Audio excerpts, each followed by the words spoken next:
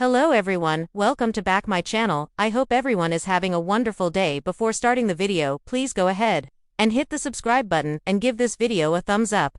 The bold and the beautiful spoilers tease heartbreak ahead for Brooke, Logan, Catherine, Kelly Lang. After months of waiting for Ridge Forrester Torsten K to take her back, Brooke finally has to face the fact that he isn't going to leave Taylor Hayes Rebecca Boo. Brooke Logan has been in denial for a while now. Just a few days ago, on Bold and Beautiful, Brooke was bragging to her sister, Katie Logan, Heather, Tom, that she had a real connection with Ridge and his reunion with Taylor is fake and means nothing. Katie tried to warn her older sister that might not be the case, but Brooke likes to learn things the hard way. The Bold and the Beautiful spoilers confirm there's a Ridge and Taylor wedding in the works, and Ridge accepted Taylor's cringy proposal and ring. When Brooke learns that Ridge is getting married, and it's not to her, the you-know-what is going to hit the fan.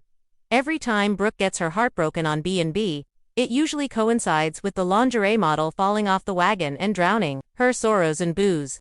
Ridge Forrester's rival and brother Nick Marone, Jack Wagner, is back in town and he will be eager to give Brooke a shoulder to cry on. Will Nick be able to distract Brooke and convince her that there's more to life than being with Ridge Forrester? B&B spoilers hint that Nick might even find Brooke getting ready to drink and convince her not to give up her sobriety, in a shocking twist that could turn the tides of destiny in Los Angeles. The Bold and the Beautiful delivers an emotional, gut-wrenching storyline as Brooke Logan spirals toward the edge of self-destruction, and the only person who might be able to save her isn't Ridge, isn't Bill, and isn't even her children. It's Nick Marone, back in town after years away at sea and in New York. Nick unexpectedly re-enters the Forrester orbit, just as Brooke's carefully curated composure begins to crumble. What begins as a surprise visit quickly transforms into a high-stakes emotional rescue mission. Brooke's downward spiral begins despite her poise and strength. Brooke Logan is teetering. Her life has always been turbulent, but recent months have brought a cascade of heartbreaks. Ridge's emotional yo-yoing between her and Taylor has finally worn her thin. Hope's fragile state after Thomas's betrayal, and RJ's tension with Luna's scandal, have left Brooke feeling helpless as a mother. And Deacon, whom she thought she might rekindle something with, has chosen Sheila of all people. Alone in her mansion, Brooke stands in front of a familiar temptation, a glass of wine. She holds it in her hand like it's an old lover, caressing the stem, whispering half-truths to herself. Just one sip, she tells the mirror, her eyes filled with the kind of pain only the deeply broken can hide beneath perfect makeup. But one sip becomes one bottle, and one bottle becomes a daily habit. Soon, even Hope notices. "Mom, you're not okay," she whispers one afternoon, finding Brooke asleep on the patio with a nearly empty bottle and smudged lipstick. Brooke shrugs it off, blaming the heat, the stress. But deep down, she knows, the bottle's voice is louder than hers. Enter Nick Marone, rugged, thoughtful, and weather-worn. Nick steps into the Forrester offices unannounced, looking to catch up with Ridge and maybe have lunch with his mother, Jackie. Instead, he bumps into Eric and Donahue after an initial gasp of surprise, inform him that Brooke might need him more than anyone realizes. Nick scoffs. "Brooke, come on, she's probably ruling the world in designer heels." But the moment Nick catches a glimpse of her sitting by herself in Il Giardino, slumped at the bar in the middle of the day with a rose in her hand, his heart skips. This is not the Brooke he remembers. This is not the woman who once swore off alcohol after losing herself too many times before. Nick approaches slowly. "Is this seat taken?" Brooke lifts her eyes and gasps softly. "Nick, I was in the neighborhood," he says, trying to joke. "You look like you've seen better Mondays." Brooke tries to hide the wineglass, but it's too late. She forces a smile. "What are you doing here?" "Checking in on an old friend. Guess the universe knew you needed one."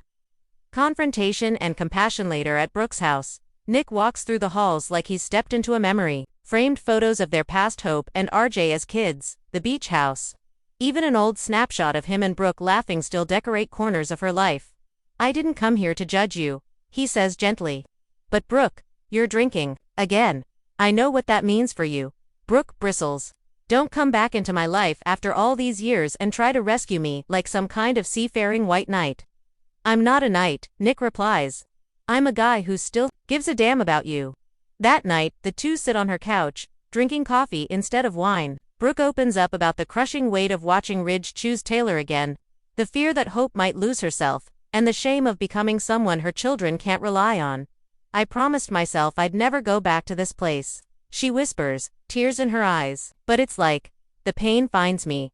It always does. Nick reaches out and takes her hand. Then let me help you fight it. Intervention from an unexpected Ella Hope, sensing her mother's struggle is escalating, arranges a small intervention. Her, RJ, and surprisingly, Nick. When Brooke walks in and sees her children and Nick standing in the living room, her instincts flare. Oh, what is this? A pity party. Hope stands, voice trembling but firm. It's a love party, Mom. Because we love you too much to let you go back to that place. RJ, ever the calm force, says, you taught us strength, Mom. Let us give a little of that back. Nick keeps his voice low but steady. We're not here to fix you. We're here to walk with you while you fix yourself. For the first time in weeks, Brooke allows herself to collapse into someone's arms. Nick's, and as she sobs into his chest, something in her begins to shift. It's not over. She's not alone. Taylor, Ridge, and complications. Meanwhile, Taylor learns through the grapevine that Brooke is spiraling and that Nick is back. Initially dismissive, she becomes concerned when Ridge mentions that Brooke hasn't shown up to Forrester meetings and has been off lately. Taylor pays Brooke a visit, and while the two have a tense history, Taylor's compassion shines through. I know what it's like to feel like the world is crumbling, Taylor tells her. But Brooke, don't shut everyone out. Especially not the people who truly love you. Brooke is stunned by Taylor's kindness. You should hate me. I don't, Taylor says. We've both made mistakes. And maybe this time, it's about healing, not fighting. Ridge, however, grows suspicious of Nick's return. Why is he here, circling Brooke like a savior? He demands of Eric. She's vulnerable. But Eric counters wisely. Exactly. And Nick may be the one man who's not trying to possess her but help her stand. Brooke's journey to healing. Nick encourages Brooke to take a bold step at an AA meeting. She resists at first, ashamed. But Nick offers to go with her. And in the basement of a small LA church, Brooke Logan finally says the words she feared most. Hi, I'm Brooke. And I'm an alcoholic.